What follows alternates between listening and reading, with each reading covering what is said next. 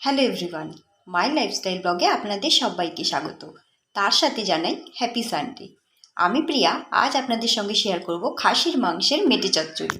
এখানে মেটে আছে খাসির মাংসে, তো আজ আমি আপনাদের সঙ্গে এই মেটে চচ্চড়ি রেসিপি শেয়ার করব। তো চলুন, তার আগে আমি এই মেটেটা ধুয়ে নিই। মেটেটা ধোয়া হয়ে গেছে। এবার আমি এর মধ্যে দিয়ে দিয়েছি হলুদ, দিয়ে দেবো এবার এর মধ্যে লঙ্কার গুঁড়ো, দিয়ে দিচ্ছি এবার এর মধ্যে একটু ধনের গুঁড়ো, এইবার দিয়ে দেবো আমি এর মধ্যে জিরের গুঁড়ো, দিয়ে দিয়েছি এর মধ্যে একটু লবণ, আর দিয়ে দিয়েছি সর্ষের তেল আর রসুন কুচি। এইবার আমি সবটা দিয়ে ভালোভাবে একটু মেটেটাকে ম্যারিনেট করে রেখে দেবো। মেটেটাকে ম্যারিনেট করে রেখে দিয়েছি। এবার এটা কিছুক্ষণের জন্য আমি রেস্টে রেখে দেবো, 15 কি 30 মিনিটের মতো। হয়ে গেছে 15, 20, 30 মিনিট। 30 মিনিট মতো ম্যারিনেট ছিল। এইবারে রান্নাঘরে চলে এসছে মা, কড়াইতে দিয়ে দিয়েছে তেল আর দিয়ে দিল গোটা গরম মশলা ফোড়ন। আমার কাজটা কিন্তু অতটুকুই ছিল। মেটেটাকে আমি ধুয়ে ম্যারিনেট করে রেখেছিলাম। এইবারে রান্না হবে মেটে চচ্চড়ি, আর রান্না করছে মা। দিয়ে দিয়েছে তেজপাতা ফোড়ন,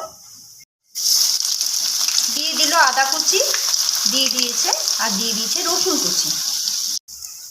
কালারের জন্য একটু চিনি দিয়ে দেওয়া হয়েছে। প্রত্যেকটা জিনিসে তেলে রান্না করার আগে যদি তেলে একটু চিনি দেওয়া হয় তাহলে কালারটা একটু লাল হয়।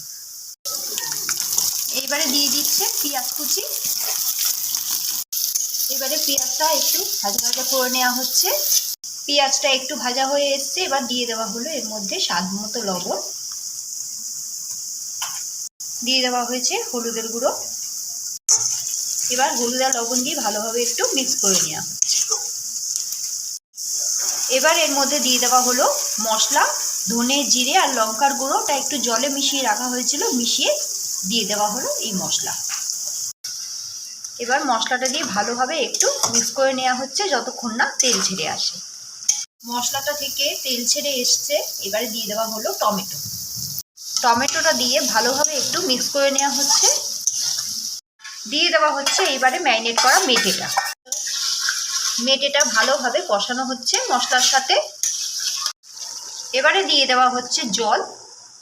যে বাটিতে মেটেটা ম্যারিনেট করে রাখা হয়েছিল ওই বাটিতে একটু গরম জল বসানো হয়েছিল আলাদা করে, সেই জলে মেটের মধ্যে এবারে দিয়ে দেওয়া হলো। এইবারে এটা একটু ঢাকা দিয়ে রেখে দিতে হবে। জলটা একটু ফুটে এসছে। এবারে এর মধ্যে দিয়ে দেওয়া হলো গোটা কাঁচা লঙ্কা, 4টে দিয়ে দেওয়া হয়েছে গোটা কাঁচা লঙ্কা। অনেকটা হয়ে গেছে, জলটাও অনেকটা কষে এসছে। এইবারে দিয়ে দেওয়া হচ্ছে গরম মশলার গুঁড়ো। গরম মশলা দিয়ে এবার ভালোভাবে আরেকটু মিক্স করে নেওয়া হচ্ছে। তৈরি হয়ে গেছে খাসির মাংসের মেটে চচ্চড়ি। একটু গ্রেভি রাখা হয়েছে যাতে ভাতের সাথেও খাওয়া যায়। এটা রুটি কি পরোটার সঙ্গেও খেতে দারুণ লাগবে। আমি তো আজকে দুপুরে এটা ভাতের সাথেই খাবো। আপনাদের কাদের কাদের খাসির মাংসের মেটে চচ্চড়ি খেতে ভালো লাগে অবশ্যই কমেন্ট করে জানাবেন। আর যদি রেসিপিটি পছন্দ হয় তাহলে ভিডিওটিতে লাইক, কমেন্ট, শেয়ার করবেন। আর পারলে আমার চ্যানেলটিকে সাবস্ক্রাইব করবেন। আজকের মতো মাই লাইফস্টাইল ব্লগে এইটুকুই। ফিরে আসবো আরও কোনো একটি নতুন রেসিপি নিয়ে। ততক্ষণের জন্য টাটা।